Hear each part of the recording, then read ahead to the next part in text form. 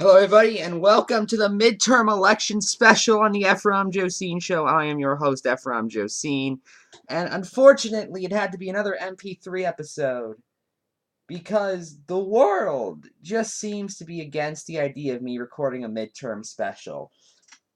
You know, my laptop camera wasn't working. I have to look at this while recording the episode. I just can't wait till the presidential election where my computer literally is set on fire. It's going to happen. Don't think it won't. But anyway, we are digging into the midterm election right now here on the Ephrom Josine Show. The time on the camera keeps pausing, too. I have no clue. Is the camera pausing? I don't know. I honest to God don't know. And mind you, I'm just trying to pull something up on a completely different device. But anyway, tonight is the epic night, as we all know, as as every House of Representatives member, as well as a third of senators, including both independent senators Bernie Sanders and Angus King, as well as eight Republican senators and 24 Democratic senators, are all up for re-election in the same night. Tonight is absolutely wild. I would have loved to have done like a live media coverage of it. Do not get me wrong. But unfortunately, I wasn't able to set that up. And do you want to stare at this for 4 hours? Because I know I don't. So we're just going to talk about exactly what is going to happen, which we sort of did last night. Basically, it seems like the Democrats are probably going to have a small majority in the House, in which they're more than likely going to reinstate Pelosi as Speaker, considering how Joe Crowley, who was the second in line, was primaried by Alexandria Ocasio-Cortez, and for that matter, Keith Ellison, who was also a very high-ranking official, is currently running for Attorney General of Minnesota instead of for re-election in the House. Of course, you should support any Democratic candidate because, I'm just going to be honest, it's not partisan if the other party is literally insane.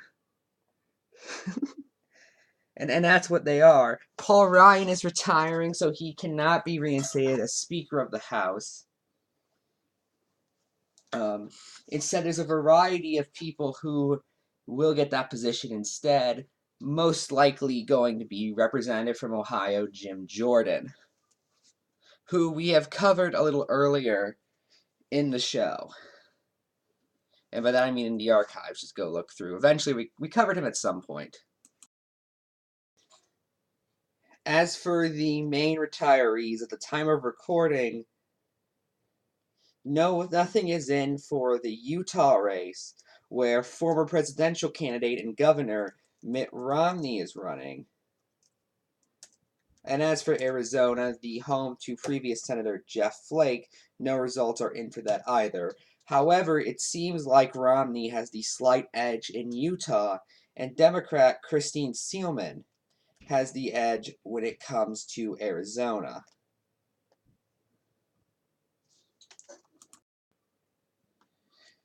California does not actually even have a Republican running, by the way. Instead, it is incumbent Dianne Feinstein versus DNC's endorsed pick, Kevin De Leon,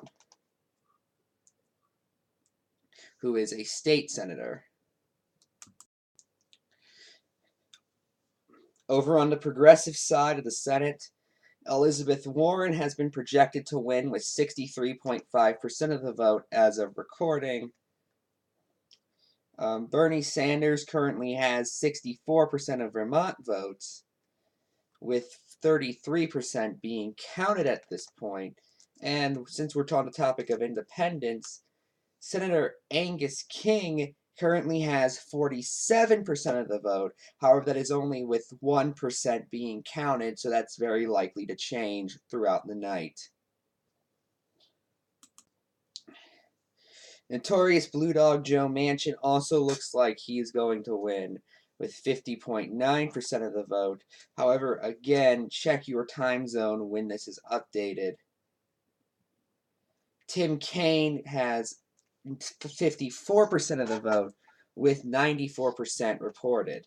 Basically, it looks like the vast majority of incumbent Democrats and Republicans are going to win. To give you an idea, this is also one I checked from one of my personal favorite senators. Sherrod Brown has 31% of the vote reported and is projected to win with 53%. It should be noted, however, when I checked a few minutes ago, that was 55%. So it's very possible Republican Jim Renaces will overtake him. However, I also consider that somewhat unlikely, considering that literally every poll I saw had Sherrod Brown in the lead.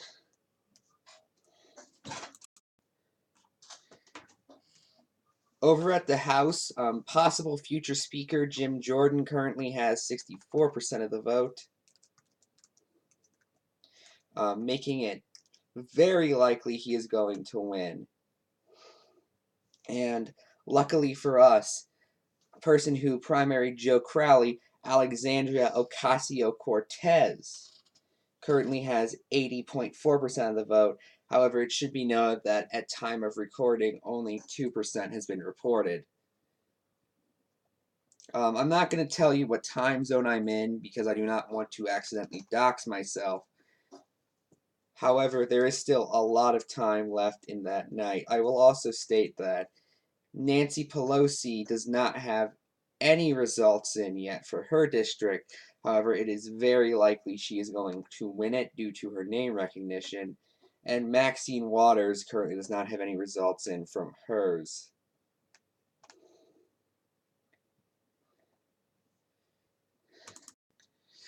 All of this shows what I have been saying all along, most notably that there's going to be very little change throughout the election cycle, and that it's very unlikely that the amount of seats is going to change specifically.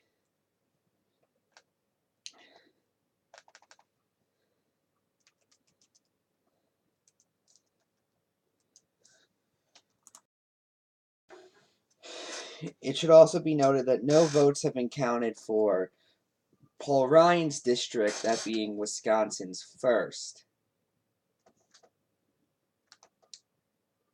So overall, it looks like I was about right. There's going to be very little change. The only major change in 2018, it looks like, was Alexandria Ocasio-Cortez, who is still a Democrat, so I don't know if that really counts.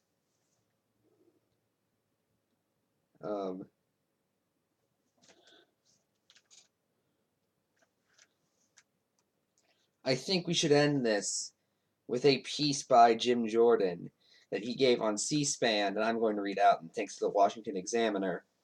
9 Ways Trump Making America Great Again. Don't laugh at his bad grammar.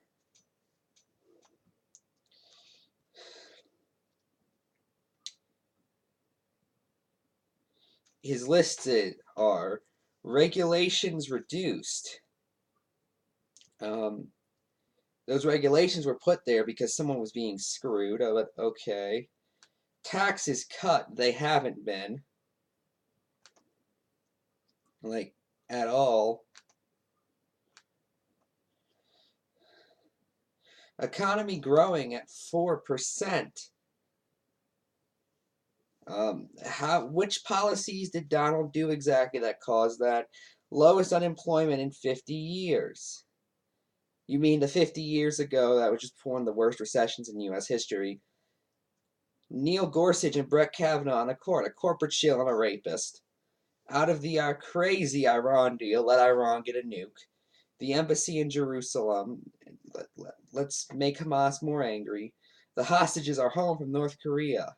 Now here's this guy you'd like. His name is Jimmy Carter. Oh, by the way, there's a new NAFTA agreement that looks suspiciously like the old NAFTA. I'm Ephrom, and good night.